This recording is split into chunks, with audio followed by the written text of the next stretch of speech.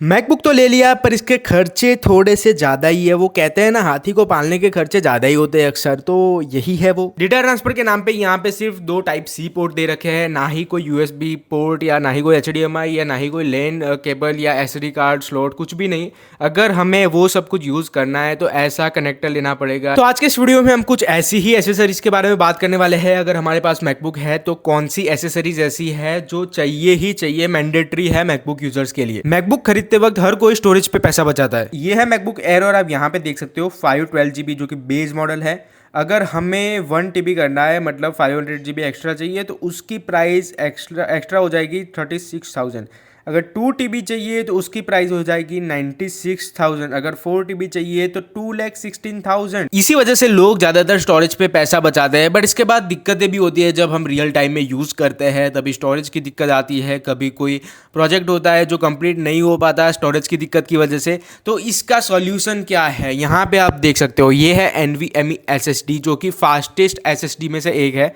और इसको हम ऐसे लगा सकते हैं अपने लैपटॉप पे, और जब भी हमें इसकी ज़रूरत है एक डाटा केबल लगाओ और टाइप सी वाले पोर्ट में इंसर्ट कर दो और वो SSD ऑन हो जाएगी। उसके बाद चाहे आप वीडियो एडिट करो, चाहे आप वीडियो उस पर रेंडर करो, चाहे कैसे भी इसको यूज़ करो अपनी SSD को, तो ये काफ़ी सस्ता सॉल्यूशन है अगर आपको एक्स्ट्रा पैसे स्टोरेज पे खर्च नहीं करने। तो बेसिकली ये एक एंक्लोजर है जिसमें हमें NVMe SSD लगा रखी है जो कि इंटरनल SSD होती है। इसको हमने एंक्लोजर में लगा के एक एक्सटर्नल SSD बना दी है। और यहाँ पे मैंने वेल्क्रो टैप लगा दी है और दूसरा पार्ट वेल्क्रो टैप का मैंने यहाँ पे पीछे लगा दिया है, ताकि जब भी मैं इसको यूज़ करूँ तो मैं इसको पीछे एकदम से चिपका लूँ और फिर आसान रहता है इसको यूज़ करना। नेक्स्ट एसेसरी है ये मैकबुक की स्लीव। जब हम कहीं पे ट्रैवल करते हैं मैकबुक को लेके, जब हम बैग में रखते हैं, तो ये स्लीव काफ़ी इंपॉर्टेंट हो जाती है। मैकबुक पे स्क्रैचेस ना पड़े या मैकबुक कहीं पे टच होके या एक्सीडेंटली कैसे भी डैमेज ना हो। इसमें हम मैकबुक को इस तरह से रख सकते हैं और डेफिनेटली ये काफी अच्छे से प्रोटेक्ट होता है मैकबुक इसमें। नेक्स्ट ये क्लीनिंग किट मैकबुक को क्लीन करने के लिए। जब हम इसको मैकबुक को ज्यादा यूज करते हैं तब डस्ट वगैरह कीबोर्ड में चला जाता है, और डस्ट को निकालने के लिए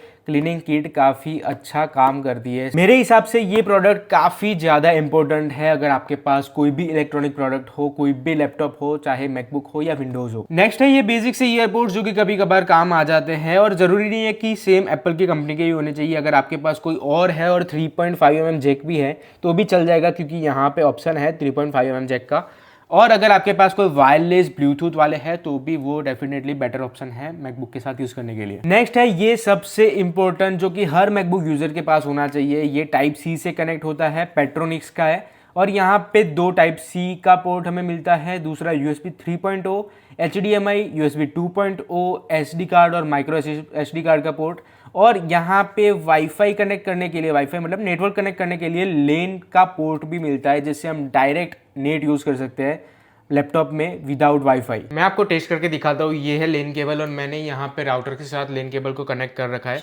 ये है कनेक्टर हब, इसको हम पहले लगाते हैं, टाइप सी पोर्ट में कनेक्ट करते हैं। ये जो है वो कनेक्ट हो गया है, यहाँ पे लाइट भी हो गई। ये है लेन केबल और यहाँ पे हम लेन केबल को कनेक्ट करते हैं, और यहाँ पे कनेक्ट करते ही हमें इंडिकेटर मिल जाता है। यहाँ पे आप देख सकते हो हमने वाईफाई को ऑफ कर दिया है, बट इंटरनेट जो है वो लेन केबल से कनेक्टेड है। वैसे ये तब काम आता है जब आप कहीं पे बाहर गए हो, इंटरनेट कनेक्शन का जो वाईफाई राउटर का जो स्पीड है वो बहुत ही कम है, बट आपको एक्स्ट्रा स्पीड चाहिए, तो आप ऐसा कुछ जुगाड़ कर सकते हो लेन केबल कनेक्टर हब को ज्वाइन करके। नेक्स्ट एंड लास्ट ये आप देख सकते हो, मैकबुक को मैंने एक स्टैंड पे लगाया है। ये है स्टैंड, और ऐसे मैकबुक को रखा है स्टैंड पे। तो ये बेसिकली क्यों जरूरत रहती है इसकी? मेन बात तो ऐसे जब हम कहीं पे टेबल पे बैठे हैं तो कीबोर्ड को यूज करना, ट्रैक पैड को यूज करना इजी हो जाता है। दूसरी एक चीज है कि अगर हम हैवी टास्क कर रहे हैं, वीडियो एडिटिंग कर रहे हैं, रेंडरिंग चल रहा है या ऐसा कुछ चल रहा है, तो ये बहुत ही गर्म हो जाता है।